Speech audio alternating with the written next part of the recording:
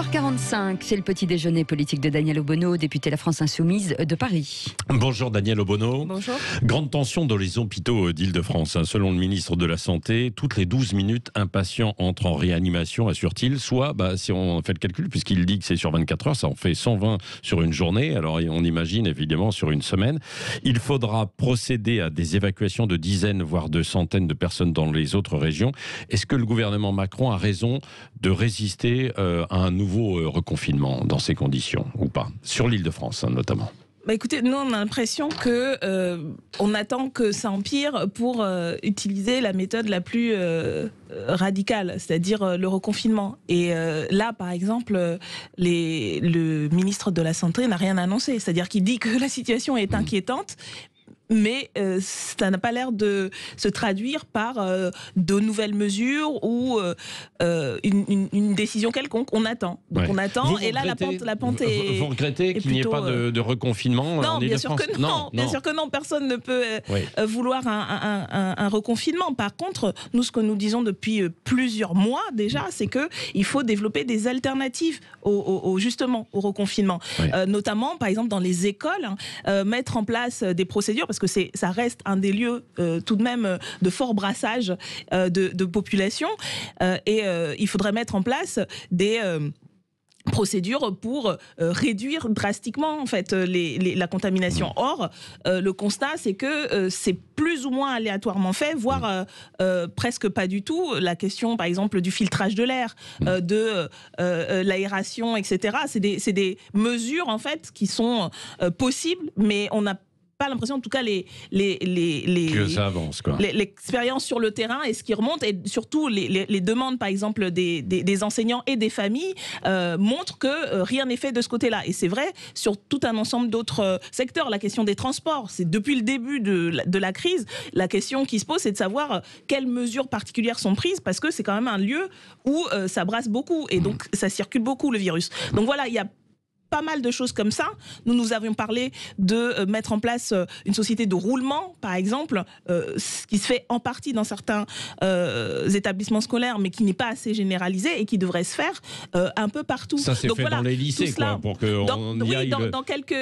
Dans quelques-uns, mais ce n'est pas généralisé, ce n'est pas systématisé. Et donc voilà, c'est comme ça, et on a l'impression qu'on attend en fait que ou magiquement la courbe redescende, mais c'est pas magique. C'est pour le coup scientifique. Du coup, on reconfine, mais ça, c'est vraiment le. Est-ce que les vaccins sont une solution? Oui, pour certains. Il y a de l'inquiétude avec l'AstraZeneca, avec certains pays qui ont suspendu, mais par précaution, disent-ils, et Olivier Véran s'est voulu rassurant. Vous faites confiance au ministre de la Santé ?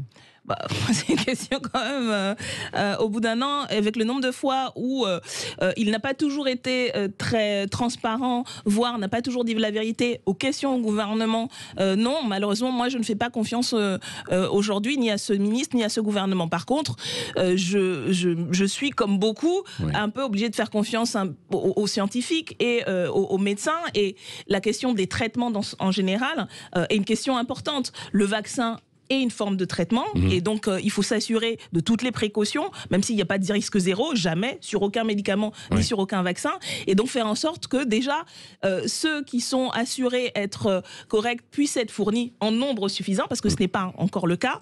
Aujourd'hui, pour prendre un rendez-vous, quand on veut se faire vacciner, c'est très très difficile dans certaines régions, et puis il faut aussi penser par ailleurs à d'autres alternatives. La question des traitements par exemple, qui sont pas uniquement des vaccins. Où en est-on? Voilà, donc essayons là aussi. C'est pas le vaccin d'ailleurs. Par ailleurs, ce qui est dit, c'est que ça ne nous sortira pas automatiquement, immédiatement de la crise sanitaire, parce que il faut quand même un taux d'immunité très très important, et donc ça va mettre plusieurs mois. Donc pareil, en fait, c'est pas ça qui va être. Vous êtes prête à vous faire vacciner avec l'AstraZeneca ou pas? J'aimerais m'assurer déjà que vous avez un doute. Écoutez, on vient d'apprendre qu'il y a eu un principe de précaution appliqué dans certains pays. Bon, voilà, ça refroidit. Encore une fois, moi, je verrai ce qui m'est dit, y compris ce qui m'est conseillé par mon médecin. Et encore faut-il qu'on puisse le faire. Daniel Obono, c'est un peu la question. Daniel Obono, d'autres questions dans l'actualité ce matin. Il y a l'affaire toujours des enseignants de Grenoble. Comment jugez-vous l'attitude de syndicats étudiants d'avoir relayé l'affichage de deux noms de profs qu'ils accusent plus d'islamophobie parce qu'il voulait débattre de ces questions. Je pense que toutes les parties prenantes ont clairement condamné le fait qu'il puisse y avoir ce genre d'attaque ad hominem. Il y a à l'origine quand même un différend académique et une procédure. D'ailleurs, il me semble que la défenseur des droits a été saisie et a jugé qu'il était nécessaire que une procédure administrative soit mise en place. Donc, une situation extrêmement difficile, d'ailleurs troublée dans un contexte particulier sur l'IEP avec...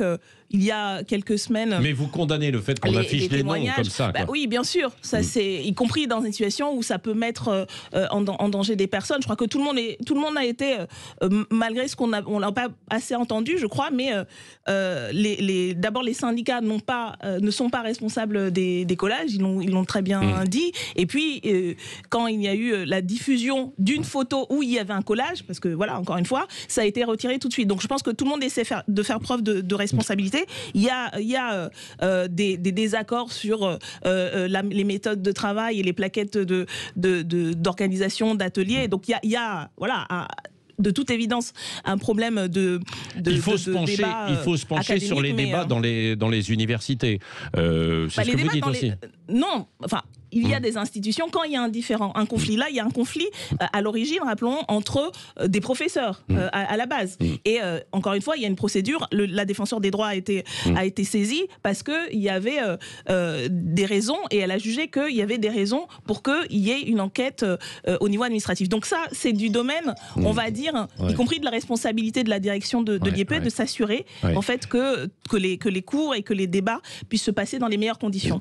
Après, en termes politiques, moi, je ne suis pas, et nous nous sommes très clairement opposés à ce qu'a lancé la ministre de l'Enseignement supérieur, c'est-à-dire qui a inventé, et elle a été encouragée à plusieurs reprises par le ministre Blanquer et d'autres, et qui a lancé cette chasse aux sorcières complètement insensée contre les enseignants, contre des secteurs. Et je vous rappelle qu'on parle aussi de 600 noms de chercheurs qui ont été diffusés sur des sites d'extrême droite avec des chercheurs qui ont été... signé une pétition, en fait, c'est ça? Non, parce que ils ont été désignés. Voilà, on fait des listes aujourd'hui dans notre pays de chercheurs en vertu du fait qu'ils sont chercheurs, qui font de la recherche, qu'on soit d'accord ou pas avec ce qu'ils font. Ça fait partie du débat, y compris académique, qui existe, et même du débat politique. Mais ce qui s'est passé, c'est extrêmement grave. Et je crois que plusieurs instances se sont saisies, ont décidé de porter plainte, parce que voilà, on est dans une ambiance où il y a comme ça une mise en danger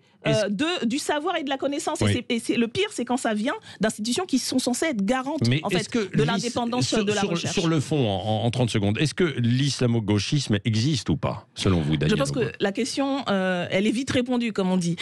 Elle a été débunkée, là, ce mythe de l'islamo-gauchisme. C'est avant tout, ça n'a aucune réalité scientifique, ça n'a aucune réalité matérielle. C'est une réalité, par contre, idéologique. Et donc, on a une offensive réactionnaire, que moi, je qualifie politiquement de réactionnaire, voilà, qui vise en fait à disqualifier des chercheurs, mais aussi des forces politiques. Nous avons été traités d'islamo-gauchisme. Nous ne sommes ni gauchistes ni islamistes, nous sommes plutôt le contraire. Vous condamnez les islamistes, les islamistes radicaux? Nous condamnons toutes les formes d'idéologie qui remettent en cause les principes républicains, les principes démocratiques, les principes progressifs. Donc en fait, voilà, on a un instrument de disqualification et qui vise à effacer de l'espace politique, mais aussi de l'espace académique tous ceux qui remettent en cause le statu quo, l'ordre existant, qui veulent déconstruire des processus de domination. Donc c'est ça la démarche qu'il y a aujourd'hui, et ça, c'est extrêmement grave de se laisser aller à ce genre de Daniel comportement. Obono, les mineurs, vous vous en occupez des mineurs isolés de ce dossier dans votre circonscription. Je sais. Il y a un rapport parlementaire qui a été présenté qui dévoile que 10% de ces mineurs isolés ont commis des actes de délinquance. Quel est le problème? Comment agir face à ça? Effectivement, j'ai assisté au compte-rendu de ce ce rapport très intéressant qui montre ce que savent de toute façon beaucoup de professionnels, et c'est une réalité, vous l'avez dit, dans ma circonscription, et où vous avez une partie de l'enfance en danger, parce que dans le secteur, on considère encore aujourd'hui, et c'est heureux, que l'enfance délinquante, c'est d'abord une enfance en danger, une enfance vulnérable. Vous avez des enfants, souvent très jeunes, qui sont polytoxicomanes, qui ont des parcours de migration. Et donc, voilà, ce sont là les sources de la vulnérabilité particulière vis-à-vis de la délinquance. Et comme le pointe d'ailleurs très bien le rapport, il y a besoin, là encore, de beaucoup plus de moyens de la prévention. Des refuges adaptés, c'est ça? Il faut de la prévention. Il faut que les acteurs sur le terrain soient soutenus.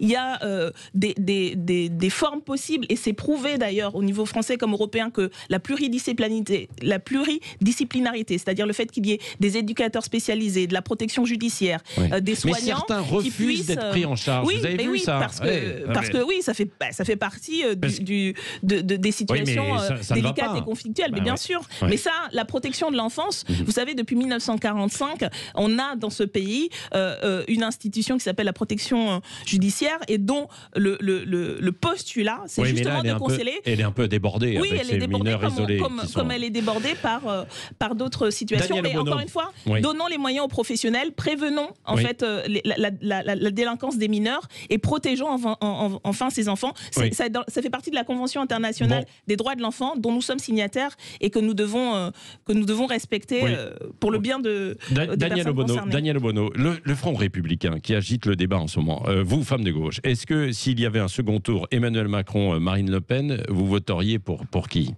Pour Emmanuel Macron, barrage républicain ou pas? Je ne fais pas de politique fiction, parce que je veux éviter qu'il y ait ce second tour fatal. Aujourd'hui, ce qu'on voit, c'est que vous avez un président, un gouvernement et une majorité qui ne fait pas barrage, qui fait passage à l'extrême droite.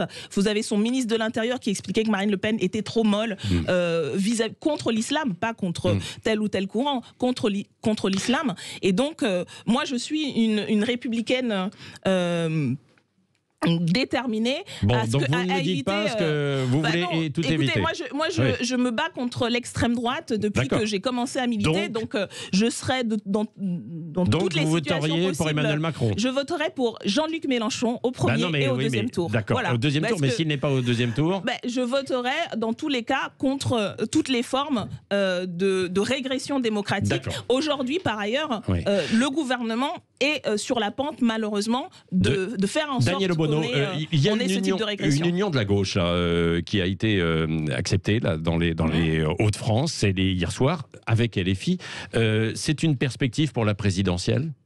Mais bien sûr, et je pense que nous avons fait la démonstration précisément dans les Hauts-de-France que, au-delà de ceux qui parlent, nous agissons en faveur de l'unité. Donc le candidat le mieux placé devra se ranger derrière. Enfin, les autres devront se ranger derrière le candidat le mieux placé, ou la candidate, si c'est Anne Hidalgo par exemple pour la gauche. Je pense que la campagne montrera quels sont celles et ceux qui ont le plus de dynamique. Je vous rappelle que actuellement, il se trouve que c'est Jean-Luc Mélenchon, candidat, qui est aujourd'hui solidement installé comme celui qui a le potentiel effectivement de fédérer les forces. Et nous, encore une fois, nous avons montré que nous savons nous mettre au service d'un objectif clair dans les Hauts-de-France. C'est Hugo Bernalicis qui a permis, par le soutien apporté à Karima Delli, que cette union se fasse. Et donc voilà, on montre concrètement que c'est dans cette voie qu'il faut aller. Et je crois que Jean-Luc Mélenchon serait le candidat parfait à la présidentielle pour nous faire gagner et nous faire voter au premier, au deuxième tour pour une véritable alternative. Avec Daniel Obono, on dépasse le temps là, avec Cécile Ménibus. Alors c'est la semaine du 8 mars, la France Insoumise a décidé de n'envoyer que des femmes pour répondre aux médias. Ma question est pourquoi pas toute l'année en fait? C'est ce qu'on essaie de faire toute l'année, précisément. On a ciblé le 8 mars parce que c'est un moment où il se trouve qu'on parle beaucoup de la question de l'égalité, et donc on essaie d'en faire un levier. Mais c'est bien ce qu'on fait. Non, on essaie de puisque l'Observatoire de la vie parlementaire Projet Arcadie a le top 10 des élus les plus présents dans les médias entre juillet 2017 et 2019. C'est 4 France Insoumise et il n'y a pas une femme. Mélenchon, Corbière, Coquerel et Quatennens. Oui, et il n'y a pas une seule femme. Oui, mais c'est un problème. C'est justement ce qu'on Oui, mais va, pourquoi vous n'imposez pas ça? Vous n'imposez pas ça. Vous le savez bien que ce n'est pas ceux qui souhaitent inviter qui l'imposent. Et je pense que ce qu'on a fait, l'imposer pendant cette période. Ce qu'on a fait pendant cette semaine, et on va rendre public les résultats, c'est le fait qu'on a souhaité que tous les porte-paroles soient des femmes, mais ce n'est pas toujours accepté. Ça l'est en plus. Je pense qu'on est à moins de 50% des invitations de la semaine dernière, hors période justement d'action dans ce sens. Donc c'est la faute des médias. Je pense qu'il y a une responsabilité, et c'est ce qu'on va montrer à la fin de cette semaine. Il y a une responsabilité des médias, et c'est vrai vis-à-vis de la France Insoumise, mais c'est vrai aussi, il y a beaucoup de recensions qui sont faites sur les matinales, sur les éditorialistes. Le paysage médiatique n'est pas paritaire et ne favorise pas suffisamment la parité. Il y a suffisamment d'études faites Jean-Luc là-dessus. Mélenchon. Et donc nous, on essaie de faire notre part, et je pense qu'il y a aujourd'hui des porte-paroles, des parlementaires de la France Insoumise connus et reconnus dans le travail qu'on fait. Mais voilà, c'est aussi un rapport de force, et c'est ce qu'on a voulu démontrer dans cette semaine, mais qu'on continuera bien sûr. Et vous étiez invité, et on vous invite régulièrement sur Sud Radio. Et je dois dire que de ce point de vue-là, Sud Radio fait une partie du travail positif qu'on espère faire. Merci Daniel Obono.